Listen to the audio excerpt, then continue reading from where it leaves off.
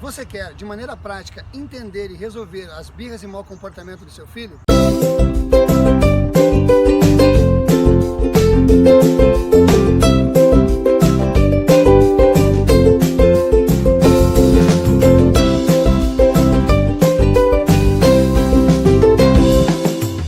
Olá, eu sou o Deger Grilo, psicopedagogo, diretor de uma empresa de recreação cultural e pai de uma menina linda, a Camille.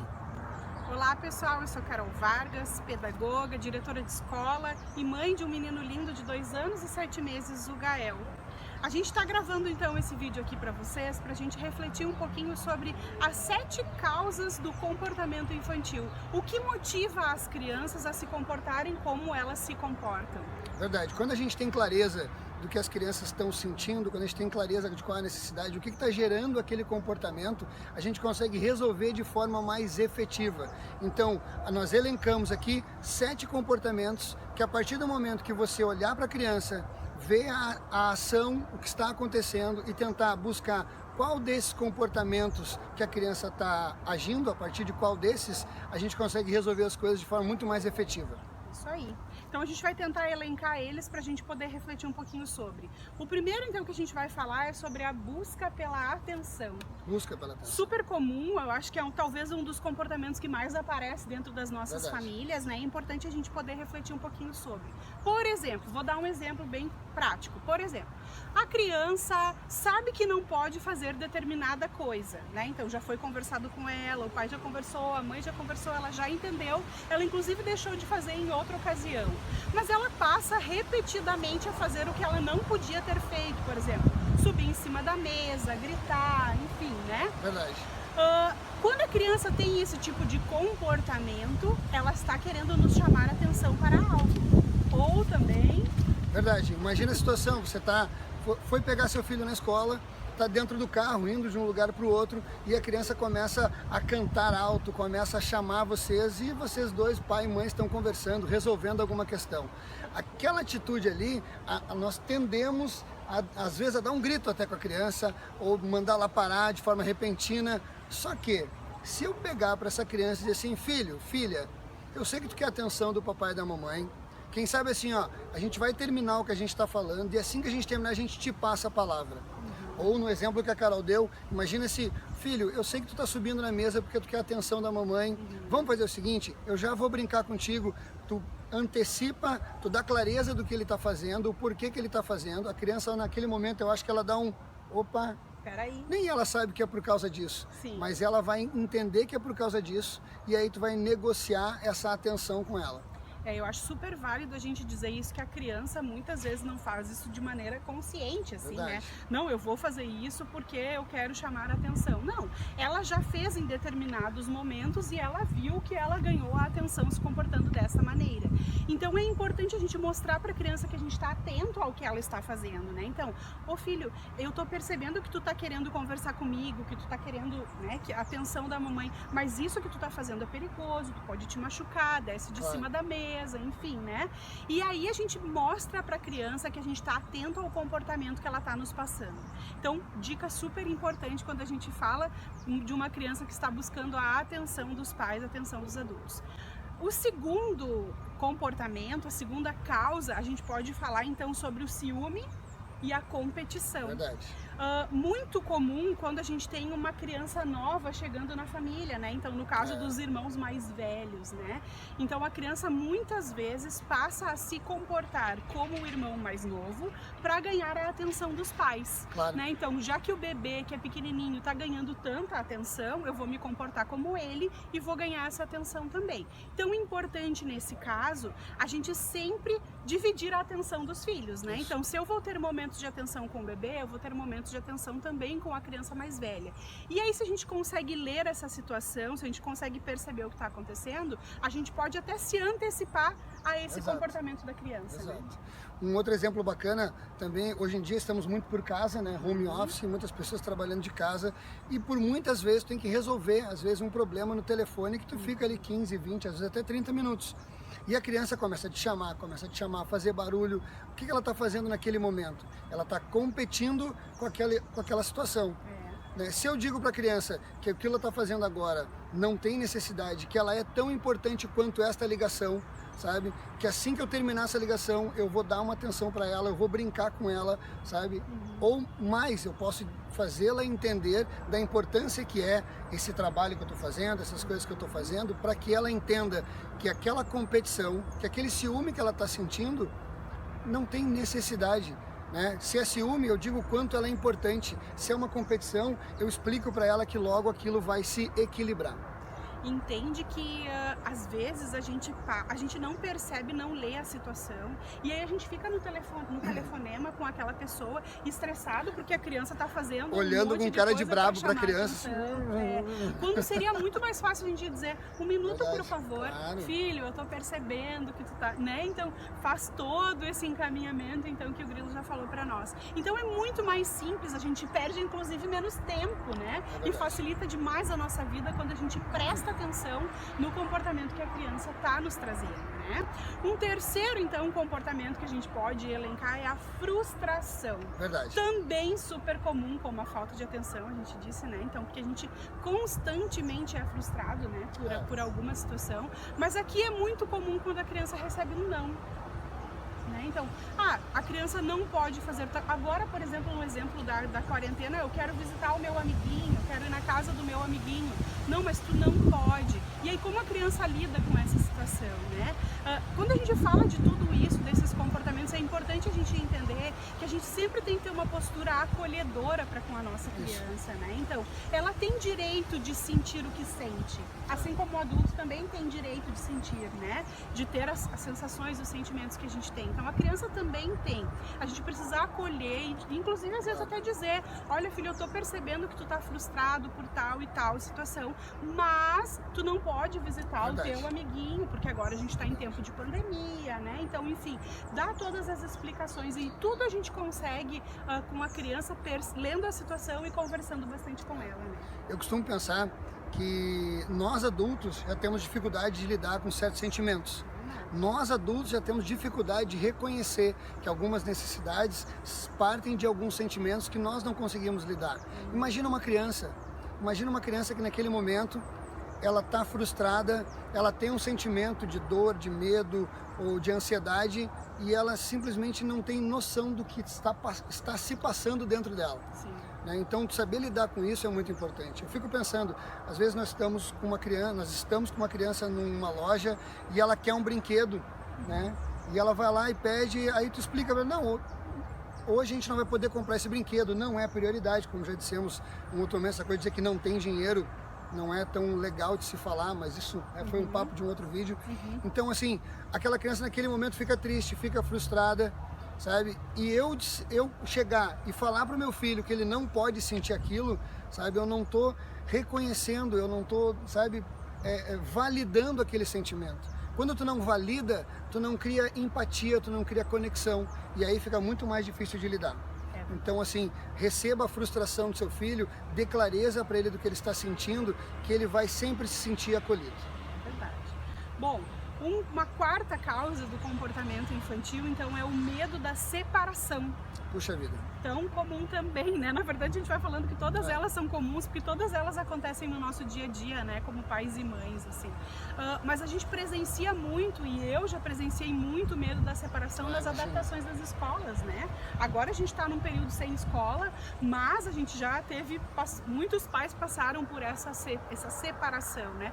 Que na verdade é uma mudança na rotina da criança, né? Ela vinha acostumada a um determinado padrão e a partir de tal momento ela teve que conhecer pessoas novas, um ambiente novo, a rotina dela mudou, então cada criança reage de uma maneira diferente, mas a maioria delas tem medo dessa separação dos pais, que são as pessoas que inspiram confiança, que são as pessoas que acolhem as crianças, né, e são as referências para elas, né, mas também uma coisa que me chama a atenção quando a gente fala do medo da separação é que muitas vezes esse medo vem mais dos pais do que da própria criança, né, então o pai e a mãe também têm esse sentimento de medo de se separar cuidar do seu filho, que protegeu, né? Às vezes a gente tem adaptações de bebês tão pequenos, ainda tão indefesos, né? Então é comum os pais terem medo de se separar dos seus filhos, e tudo bem, não tem problema nenhum, é um sentimento que a gente também precisa acolher do adulto, né? Não só da criança, mas muitas vezes a gente projeta esse nosso sentimento na criança. Passa né? para a criança sente isso. Né? Então ela acaba se sentindo mais insegura, né? E gerando N comportamentos decorrentes desse medo que o adulto tem de se separar dela, e ela também então vai ter esse medo de se separar do adulto, né? A neurociência explica, né, das fases do desenvolvimento da criança, que nessa primeira infância, né, a criança tem a fase do egocentrismo, né? A minha casa, o meu pai, a minha mãe, a minha escola, né? Então, quando tu pega uma criança e nós estamos mais uma vez falando para você que está em casa hoje em dia, né, quando a criança vai ficar no seu quarto e os pais vão fazer outra coisa, tem esse sentimento de separação, sabe? A criança também sente.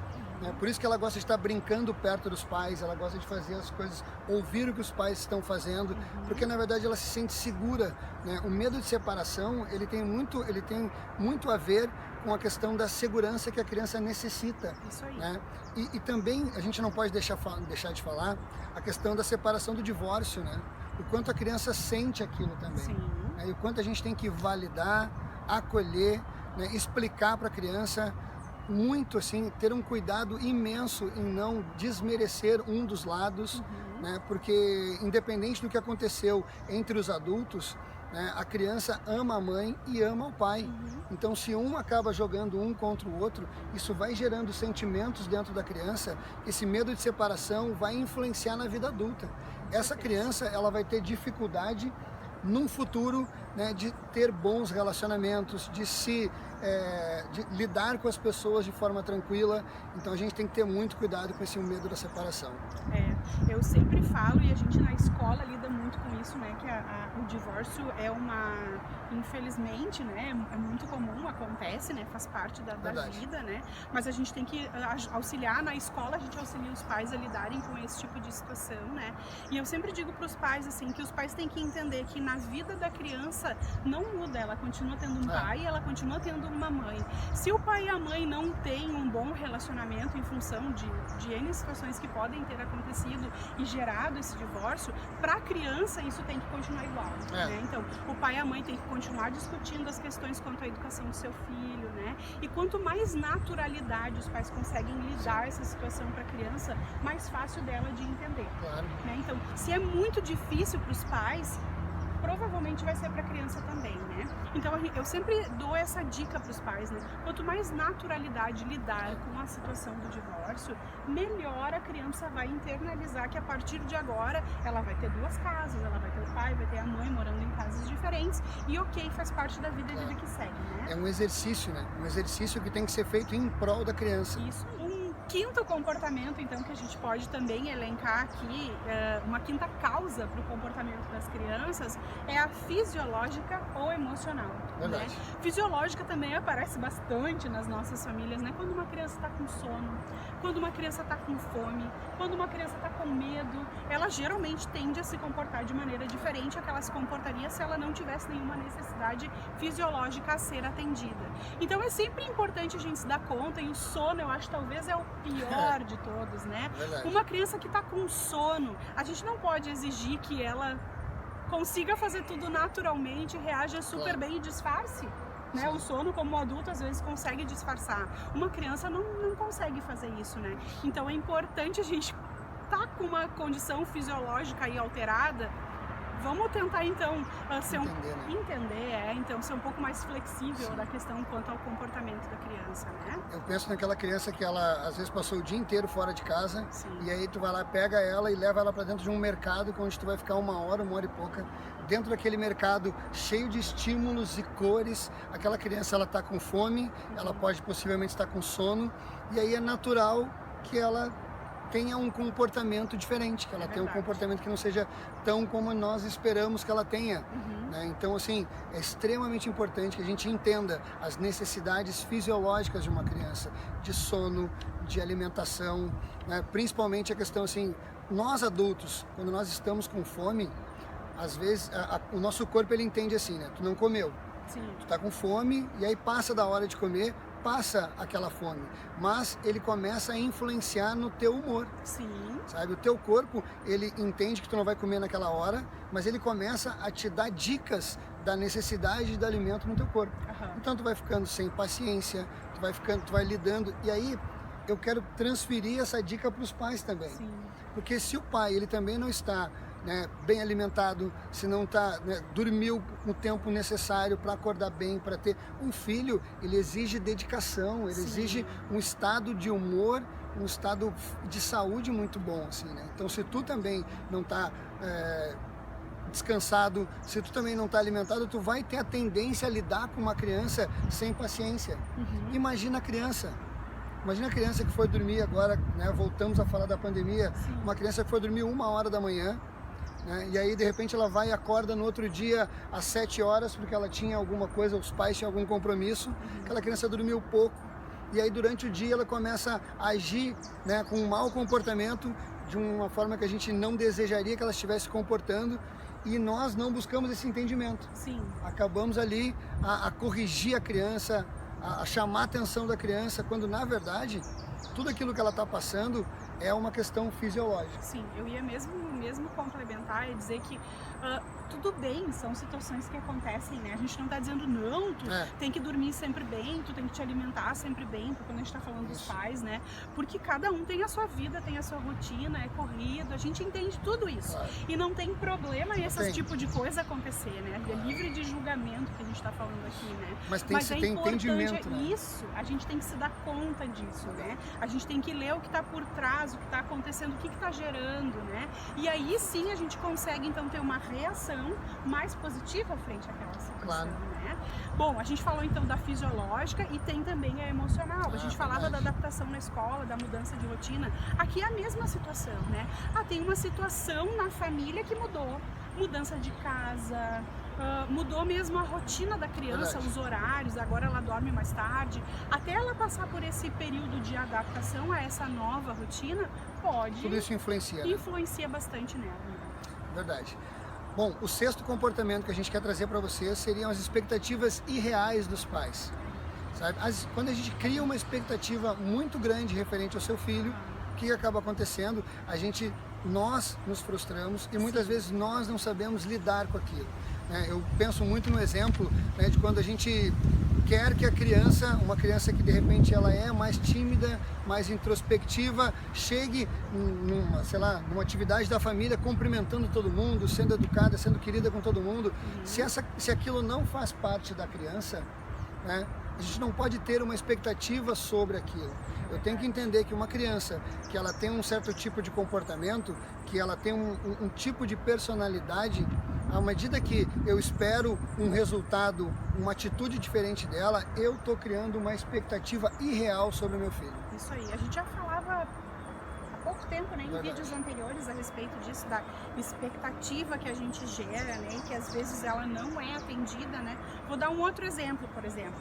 A gente tem uma criança, por exemplo, eu tenho um filho que é ligado no 220, né? Ele não para um segundo, ele tá o tempo inteiro correndo, ele sobe aqui, ele desce ali, né? Mas ele tem uma energia de dar inveja nos adultos. Aí eu vou querer levar ele numa igreja, por exemplo, né? Que é um lugar mais contemplativo, um lugar de... Ele vai igual, não tô dizendo aqui que eu não levo, né? Não é isso. Mas eu também não posso esperar, de novo a mesma situação, não tô dizendo para não levar, não é isso de maneira nenhuma. A família tem fé, precisa inserir a criança, faz parte da organização familiar, então é importante que ela vá. Mas eu não posso esperar que ele fique lá 1 hora sentadinho, comportadinho no banco do meu lado, rezando e fazendo as orações. Claro. Isso não vai ser parte da vida do Gael e provavelmente não vai ser parte da vida de muitas crianças, né? Então, quando a gente vai à igreja, eu, meu marido e o Gael, a gente caminha com ele, a gente olha as obras de arte, a gente conversa, a gente explica, a gente dá significado ao que está acontecendo, né? Então, tem que ter toda uma dinâmica e a partir do momento em que eu virei mãe, eu entendi que o meu papel era agora também fazer com que aquilo tudo tivesse significado na vida do Gael e que eu teria que adaptar a minha participação na igreja às necessidades também do meu filho, né? Então, essa dica é super interessante também para as famílias, né? E, por último, não menos importante, Não né? menos importante. 7 causas, agora a gente já elencou 7, a gente vai falar das lutas comportamentais. Né?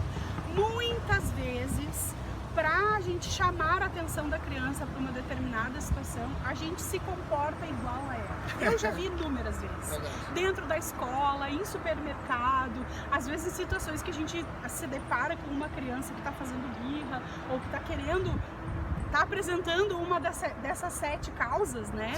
A gente se depara às vezes com o pai sapateando, chorando, igual eu sou criança, né? Então, quantas vezes a gente se coloca no mesmo lugar da criança e aí trava um embate com ela, né?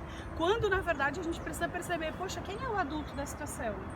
Né? Então, como eu devo me comportar frente, eu percebi qual é a situação, qual deve ser a minha reação frente a esse comportamento da criança, né? Verdade.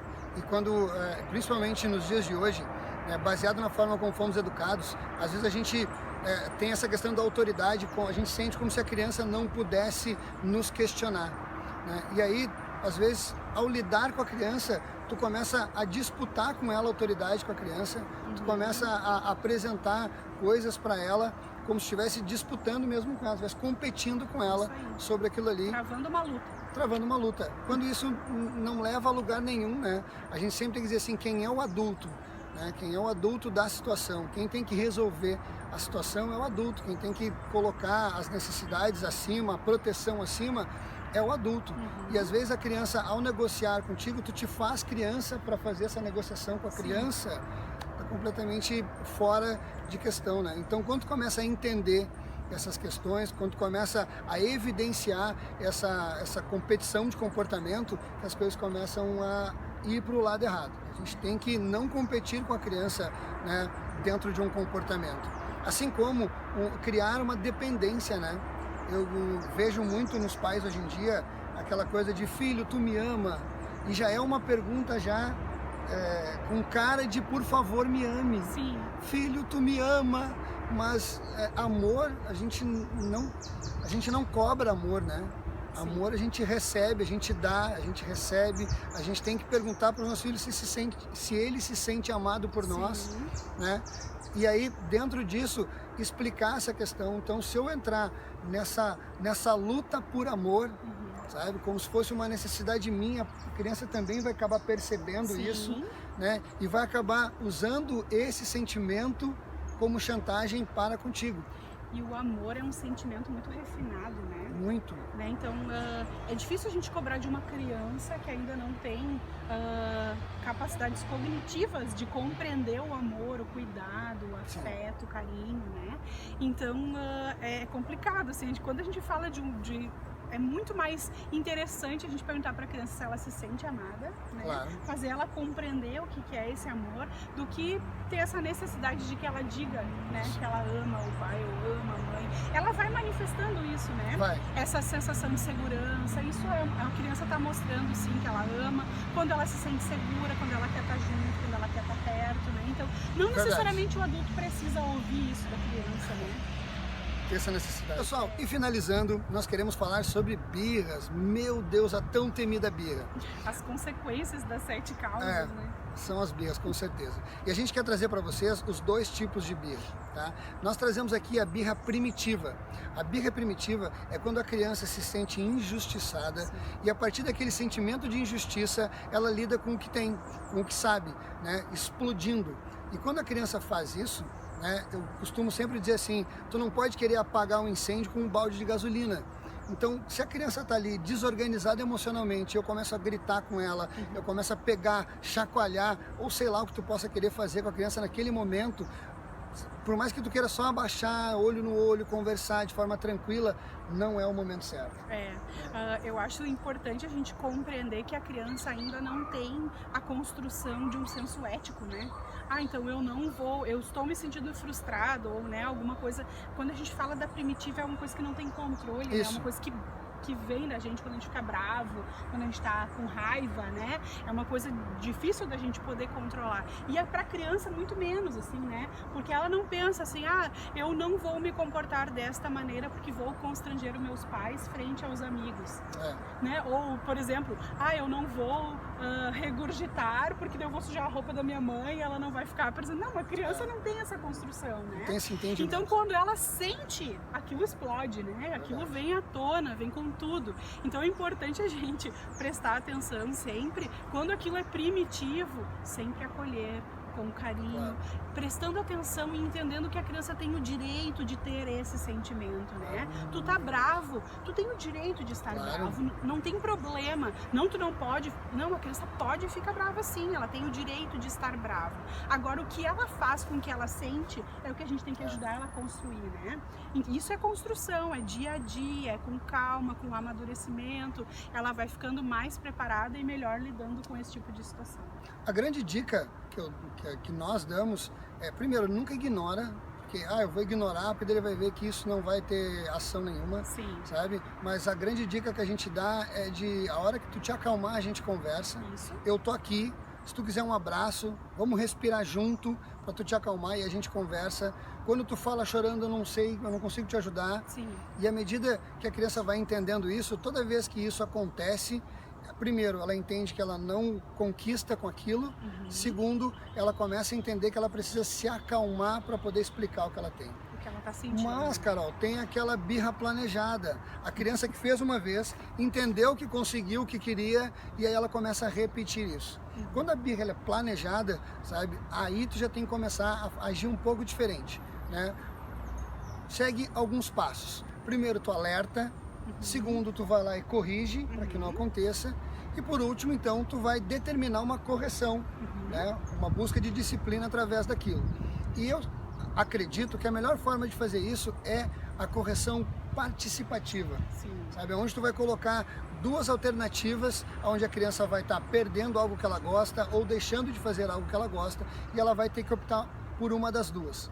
Quando ela faz parte disso, ela entende que isso vai acontecer, sabe? Ela começa a repensar das coisas que podem acontecer e mais do que isso, quando ela faz parte, ela não se sente tão recriminada, né? No sentido de que é isso e pronto. Não, tu fez, existe uma combinação, essa combinação vai ser seguida, né? E tu vai participar disso.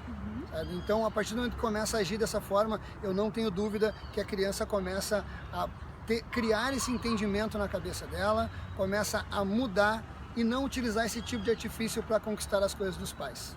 Eu acho que é importante aqui quando a gente fala que a criança não entenda como uma punição, né? Eu não me comportei como meu pai e a minha mãe queria e aí eu fui punida, fui castigada dessa maneira, né? Mas ela entender que toda vez que ela reage de determinada maneira tem uma consequência, né?